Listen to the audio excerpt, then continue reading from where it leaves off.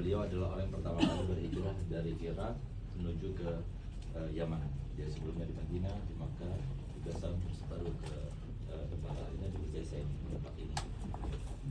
Jadi beliau ini seorang yang kaya raya, seorang pengusaha yang sukses, berlimpah harta bendanya, sampai-sampai di antara manakibnya disebutkan bahwa kalau beliau ini anak-anaknya, keluarganya kalau mau ke kamar mandi itu dinyalakan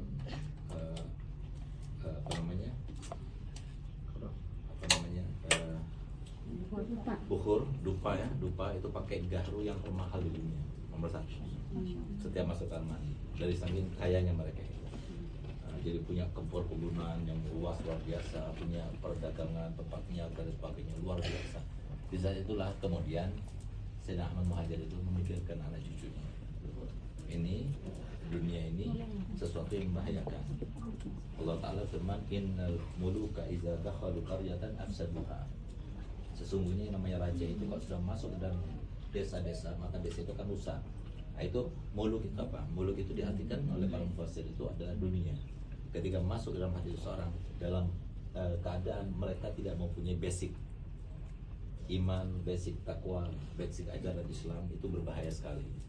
Nah sehingga iya beliau, iya anak-anak beliau, tapi cucu beliau belum tentu. Karena yang namanya orang tua itu ya, ketika orang tua itu ada keimanan, mempunyai kekuatan keimanan, ketakwaan, nah, anaknya belum tentu seperti itu, cucunya apalagi belum tentu lagi. Nah, karena yang namanya lingkungan itu sangat besar pengaruhnya. Lingkungan terkait dengan harta benda itu sangat besar pengaruhnya kepada seseorang. Jadi ada dua job ya, dua pekerjaan yang sangat besar pengaruhnya dalam kehidupan seseorang. Yang pertama orang kaya, yang kedua orang alim. Ini dua hal ini yang bikin orang itu cepat jadi sombong. Orang kalau sudah kaya, dia itu biasanya nggak mau kumpul sama orang miskin. Dia kalau sudah alim, dia biasanya dia itu langsung menjadi sombong dan sebagainya. Itu dua hal itu yang paling bikin cepat orang itu sombong. Nah, sehingga beliau khawatir kalau seumpama nanti tetap seperti itu di Baghdad, maka takutnya sampai akhirnya anak cucunya itu jauh daripada ajaran agama. Nah, oleh karenanya kemudian beliau itu berhijrah. Hijrah ditinggalkan Irak menuju ke Madinah, lalu menuju ke Mekah, lalu sampai berangkat sampai di sini. Jadi kira-kira pada abad yang keempat beliau, ada abad keempat. Nah, ketika beliau sampai di sini, dikenal sama masyarakat Yaman di sini, maka mereka itu nggak langsung percaya, karena mereka ngakunya sebagai zuriyah Nabi, nggak langsung percaya. Maka kemudian dia perintahkan Sayyidina Ubaidillah, putranya yang tadi yang kemarin kita ziarah, untuk pergi ke Mekah untuk melaksanakan ibadah haji bersama penduduk Yaman. Setelah sampai di Mekah, maka beliau Sayyidina Ubaidillah langsung naik ke atas Hijr Ismail. Ketika orang sedang tahu, dia naik ke Hijr Ismail sehingga memantik perhatian mereka.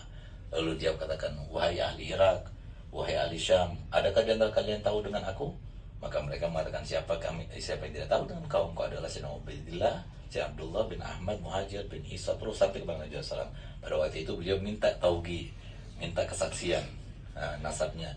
Maka ada 200 kesaksian yang menulis nasab beliau, sehingga kesaksian itu dibawa ke sini. Mereka akhirnya mau percayai semuanya. Itu terjadi 2 kali, Sayyidina Ubaidillah dan Sayyidina Muhammad bin Alwi.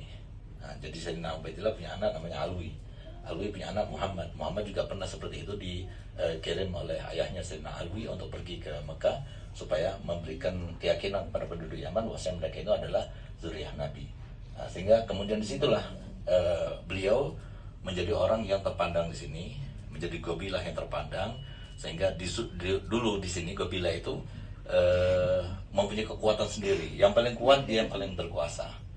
Nah, maka beliau termasuk yang pegang senjata dan sebagainya, sampai anak cucunya sampai ke Sayyidina Fahim dipatahkan itu pedangnya. Nanti kita akan lihat pedangnya di saat Al-Mudi itu ada pedangnya. Jadi untuk memberitahukan bahwasanya kami sudah tidak pegang pedang lagi, tapi kami ingin mencari kekuasaan yang batini. Nah, oleh karena Sayyidina Fahim itu termasuk penyelamat kedua setelah Sayyidina Muhajir Allah. Nah, jadi yang harus kita ambil pelajaran bahwasanya beliau meninggalkan kekayaan, kesejahteraan dan sebagainya untuk mencari ridhonya Allah dengan berhijrah. Makanya beliau dikatakan Ahmad al-Muhajir. Jadi hijrah itu Memang Nabi SAW sudah menyediakan kewajiban hijrah setelah hijrah Nabi SAW. Walakin jihadun wa niyah katanya. Jihadun wa niyah. Jadi setelah hijrah yang dilaksanakan Nabi SAW nggak ada lagi hijrah. Tapi setiap orang itu sangat patut untuk melaksanakan hijrah terkait dengan dirinya sendiri. Nah, jadi yang merasa banyak dosanya dia harus berhijrah. Karena kalau dia nggak berhijrah berarti dia tetap akan berada dalam keadaan kesengsaraan. Nah, jadi kalau dia nggak mau sengsara, cepat berhijrah. Nah, hijrah itu bukan hijrah harus dia itu perlu bepergian, tidak, tapi hijrah merubah keadaan dia yang tadi sebelumnya berada di dalam keadaan yang sengsara menjadi keadaan yang berbahagia, dan tidak ada yang membahagiakan kita kecuali ketaatan. Jadi sudah pastikan Allah Ta'ala, bahkan Allah Ta'ala mengatakan berfirman dalam Al-Quran, "Fama asbagharakum 'alan nar." Alangkah sabarnya kalian dengan api neraka, dengan kesengsaraan itu sampai kapan gitu loh. Nah, jadi kalau sudah pastikan orang yang bahagia, orang yang sukses, orang yang tidak dalam keadaan tekanan batin dan sebagainya, itu adalah orang yang banyak taatnya. Orang yang bermaksiat itu pasti dia dalam keadaan tekanan. Walaupun dia punya harta banyak, tapi dia dalam keadaan nggak enak. Nah, jadi itu sudah pasti. Allah Ta'ala sudah menyatakan seperti itu, di dunia itu seperti itu. Oleh karenanya, jadi kalau mau bahagia, harus kita itu melaksanakan hijrah. Nah, hijrah kita nggak harus hijrah kita bepergian, tapi hijrah kita itu adalah kita berhijrah dari keadaan yang tidak baik menjadi keadaan yang lebih baik. Ya, yang keadaan hijrah itu kita laksanakan bukan untuk siapa-siapa, tapi untuk kita sendiri. Dan itu harus kita laksanakan untuk kita dan untuk keluarga kita dan untuk kita sebagaimana beliau. Nah, kita minta kepada Allah Ta'ala sebagaimana beliau telah diselamatkan, Allah Ta'ala diberikan taufik dan hidayah untuk melaksanakan hijrah dari Baghdad menuju ke tempat yang semacam ini. Tempat hijrahnya bukan tempat yang lebih sejahtera, lebih bagus, lingkungan yang lebih menyenangkan dari segi dunia, tidak, tapi antum lihat sendiri di mana. Kita lihat sekitar sini ini ya seperti ini, dulu mungkin seperti ini juga gitu. Nah, sehingga ini yang harus kita lakukan dan kita pelajari, dan semoga sebagaimana Allah telah memudahkan dan menyenangkan beliau serta anak cucunya untuk berada di tempat semacam ini, semoga kita itu diberikan taufik dan hidayah untuk berpindah dari keadaan yang tidak baik menjadi keadaan yang lebih baik untuk kita semuanya, terutama dari segi keimanan dan ketakwaan. Karena di dunia ini semuanya bekerja, semuanya capek. Nah, jadi yang namanya pekerjaan itu semuanya bikin capek sama orang.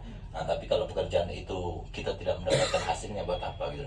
Hasilnya itu bukan dunia, tapi hasilnya itu adalah kepuasan batin, kesenangan, ketenangan dan kenyamanan dalam hati kita. Nah, semoga Allah berikan juga ketenangan, kesenangan, sejahtera untuk kita semuanya dalam hati kita sebagaimana Allah telah berikan kepada beliau. Afdhalul dzikri fa'lam annahu